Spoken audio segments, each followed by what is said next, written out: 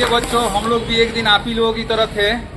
आज हम लोग भी आप ही लोगों की तरह स्कूल में पढ़े हुए हैं। पढ़ने के बाद में, शिक्षा ग्रहण करने के बाद में हम लोग यहाँ तक पहुँचे हैं। इसी तरह एक दिन आप लोग में से कोई निकल कर कोई ऑफिसर बनेगा, कोई क्लर्क बनेगा, कोई डॉक्टर बनेगा, कोई IAS बनेगा, कोई IPS बनेगा। जिसकी जो इच्छा होगी वो बनेगा, लेकिन सबके पीछे मेहनत जरूरी है।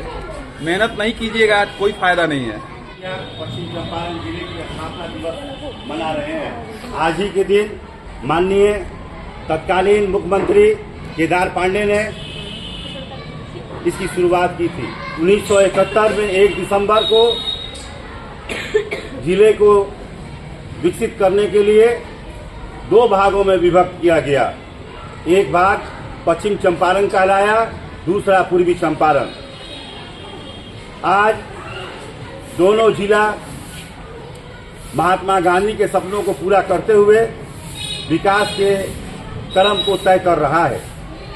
प्यारे बच्चियों, हम आपके विद्यालय में इस अवसर पर आए हैं और हमारे साथ हमारे अधिकारीगण, शहर के बुद्धिजीवी एवं सामाजिक कार्यकर्ता आपके विद्यालय में आए हुए हैं। प्यारे बच्चियों, हम आपको अपने जिले के इतिहास के बारे में 2 शब्द कहेंगे। इसके पहले आज इस महत्वपूर्ण घड़ी में अपने उन विभूतियों को याद करेंगे जिन्होंने इस जिले के विकास के लिए कार्य किया है।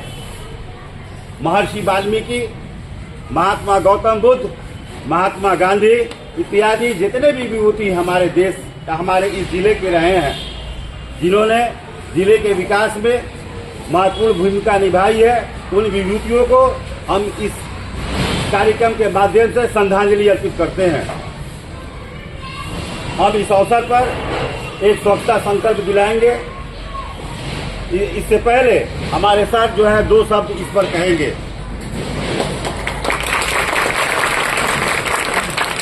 जैसे आपके टीचर लोग आते हैं सुबह उठ के, सारा काम धाम छोड़ के, जल्दी जल्दी काम करके आप लोगों को पढ़ाने के लिए कि बच्चे हमारे पहुंच गए होंगे।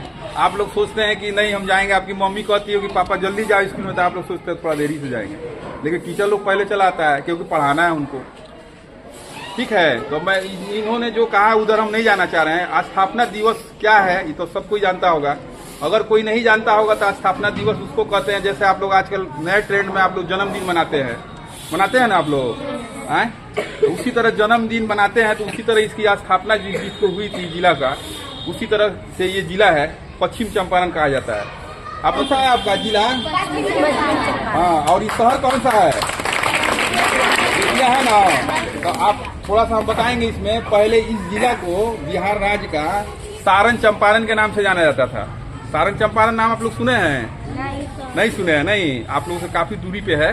तो उस नाम से जाना जाता था। पहले यहाँ के लोग कोई काम होता था सरकारी स्तर का, तो छपरा जाया करता था लोग। छपरा शहर है, जिला है वो भी। तो अब उसके बाद से चंपारण जिला बना।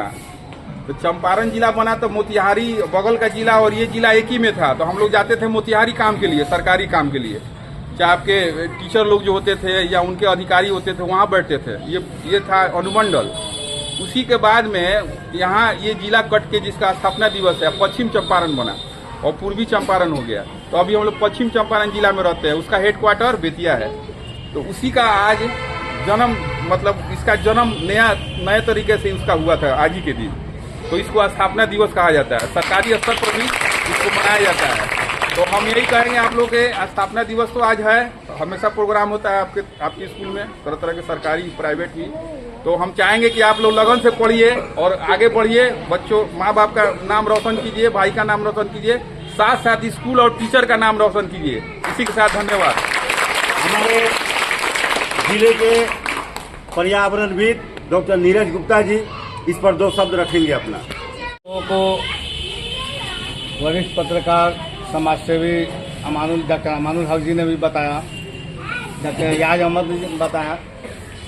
मुझे लगता है कि स्थापना दिवस के अवसर पर हम अपने जीवन में कुछ ऐसा संकल्प लें अपने शहर और अपने जिले के लिए जो स्वच्छ एवं सुंदर बने। हम सब संकल्प के साथ साथ इस संकल्प को पूरा करने के लिए कटिबद्ध भी रहें। क्या हम सब तैयार हैं? तो इसमें 3 चीजें अपने जीवन में लागू कीजिए। सबसे पहला चीज, प्लास्टिक को अपने जीवन से ना कहिए, क्योंकि प्लास्टिक बहुत विषैला है। आज आपको लगता नहीं है, लेकिन आने वाले समय में वो भावी बीमारी कैंसर का रूप लेता है, जिससे बहुत सारे परिवार बर्बाद हो जाते हैं। तो प्लास्टिक को ना कहिए, कोशिश कीजिए कपड़े का थैला बाजार में पापा मम्मी को दीजिए, दूसरों को भी समझाइए, लड़िए झगड़िए नहीं, प्यार से। दूसरी चीज, अभी हाल फिलहाल में कोरोना काल भी आया था, जिसमें आपने क्या कमी थी? ऑक्सीजन की। क्या कमी थी? ऑक्सीजन। तो ऑक्सीजन कहाँ से आता है? अब पेड़ जब कट जाएंगे तो ऑक्सीजन कहाँ से आएगा? तो फिर पेड़ लगाइए, ज्यादा से ज्यादा पेड़ लगाइए। कोशिश कीजिए कि आपसे जितना बन पाए, क्योंकि ऑक्सीजन रहेगा तो आप आने वाले समय में, आपका लगा हुआ पेड़ आने वाले समय में आपके पूर्वज, आपके भविष्य के जो लोग हैं, उनको वो ऑक्सीजन प्रदान करता है। अच्छा, आपको पता है कि एक व्यक्ति के लिए कितने पेड़ों की आवश्यकता पड़ती है? ऑक्सीजन कितने पेड़ों की आवश्यकता पड़ती है पता है? 18 पेड़। 18 पेड़ एक इंसान के जीवन तक 18 पेड़ के जरूरत पड़ती है, जो ऑक्सीजन देता है, तब आप जीवित रहते हैं। तो आप में से बताइए कितने पेड़ लगाए? किसी ने लगाए हैं? पेड़ लगाइएगा। पेड़ लगाए हैं, हाथ उठाइए जो पेड़ लगाए हैं। सच पेड़ लगाने के लिए प्रेरित कीजिए, आप नहीं लगाइएगा तो किसी को कहिए। आपका खेत पेड़ लगाइए, पेड़ लगाइए। जो सर बोल रहे हैं, मैंने इनकी बातों को एकदम गहराई से समझिए। आप पेड़ के नीचे है, छांव है ना, कितना गर्मी के दिन में काम आता है। तो पेड़ लगाइए, पेड़ जितना ज्यादा से ज्यादा लगाइए, दूसरे को प्रेरित कीजिए। और तीसरा अपने आसपास ध्यान रखिए, यह तत्र कचरा ना फेंका हुआ है, क्योंकि कचरे से भी बीमारी का कारण क्या है कि आप अस्वस्थ रहते हैं, माता पिता का पैसा फिजूल खर्च होता है, परेशानी होती है। तो हमको ये भी ध्यान रखना है। तो हम तीनों अपने जीवन में प्लास्टिक को कहेंगे क्या? Bye bye, bye bye. Plastic को हमेशा क्या कहेंगे? प्लास्टिक को। और पेड़ लगाने के लिए लगाएंगे ना, प्रेरित भी करेंगे। तीसरा, अपने घर के आसपास कचरा रखेंगे, साफ सफाई रखेंगे, ताकि स्वच्छ रहें, स्वस्थ रहें। ठीक है, धन्यवाद।